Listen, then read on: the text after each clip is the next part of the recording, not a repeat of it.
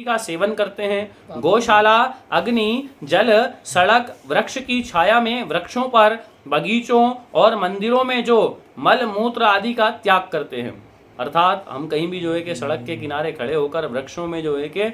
मल मूत्र का त्याग कर देते हैं, तो वृक्षों में नहीं करना चाहिए। वे पापी मतवारे होकर किलकारियां भरते हैं, वंचनापूर्ण कार्य तथा वंचकों के आचरण करते हैं, झूठ और कपट के व्यवहार में लगे हैं, कपटपूर्ण शासन करते हैं, कूटनीति का आश्रय लेकर युद्ध करते हैं, वे सब पापी हैं। जो अपने सेवकों के प्रति अत्यंत निष्ठुर और पशुओं का दमन करने वाले, झूठी बातें बोलता, स्त्री, पुत्र, मित्र, बालक, वृद्ध, दुर्बल, रोगी, भृत्य वर्ग, अतिथि वर्ग, भाई बंधुओं को भूखे छोड़कर अकेला ही भोजन कर ले। स्वयं तो मिष्ठान खाए, ब्राह्मणों को दूसरी वस्तुएं देता है, उसका पाक व्यर्थ जानना चाहिए,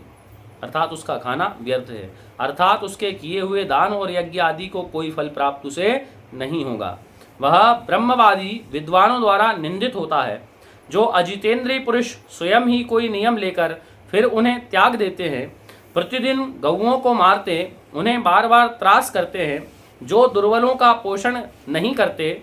पशुओं के ऊपर अधिक भार लाद कर उन्हें पीड़ा देते हैं, उनकी पीठ पर घाव हो जाने पर उन्हें सवारी में जोतते हैं, उनके भोजन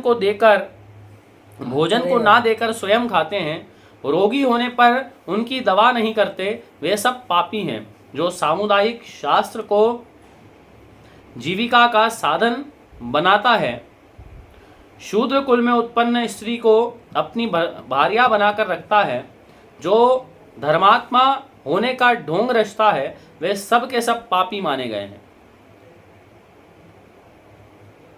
जो राजा अशास्त्रीय आज्ञा का पालन करे, शास्त्रीय आज्ञा का उल्लंघन करके प्रजा से मनमाना कर लेता है, सदा दंड देने की ही रुचि रखता है, अथवा जो अपराधियों को भी दंड देने की रुचि ही रखता है,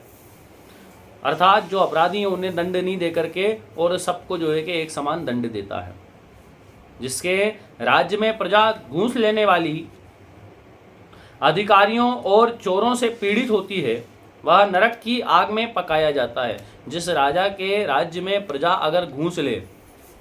भ्रष्टाचार अगर बढ़ जाए, और अभी तो कलिकाल में भ्रष्टाचार जो है चरम पे है, अधिकारी और चोरों से पीड़ित हो, तो वे राजा और वे अधिकारी और वे चोर सब नरक में आग में पकाए जाएंगे। जो चोरी से दूर रहने वाले को चोर समझता है, वास्तविक चोर को चोर नहीं मानता,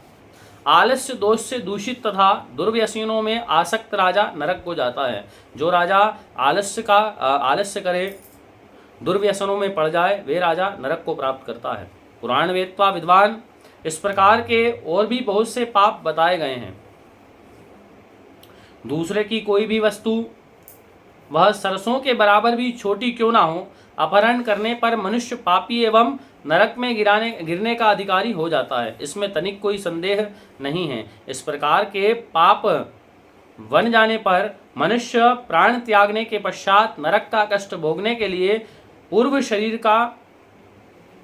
भांति एक यातना देह को प्राप्त कर लेता है। जैसा उसका पूर्व का शरीर था, उसी के प्रकार उसको एक यातना देने के लिए एक देह प्राप्त हो जाती है, जिससे नरक लोक में यमराज उसके दूत तो उसको आज्ञा देते कि अब इसको जो है कि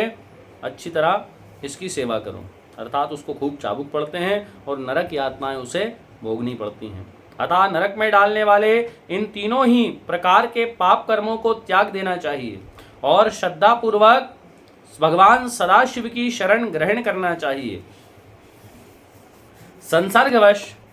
कौतूहलवश अथवा लोभ से भी भगवान शंकर के प्रति किए हुए नमस्कार, स्तुति, पूजा तथा नाम संकीर्तन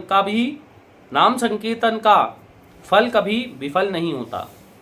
अर्थात यदि आप संसर्गवश, कि आपकी इच्छा नहीं है कि मैं भगवान शिव के मंदिर में जाऊं, लेकिन आपका कोई मित्र है, वो जाके अगर वहाँ बैठ जाए और आप उसके साथ भजन में भगवान के स्तुति में बैठ जाओ,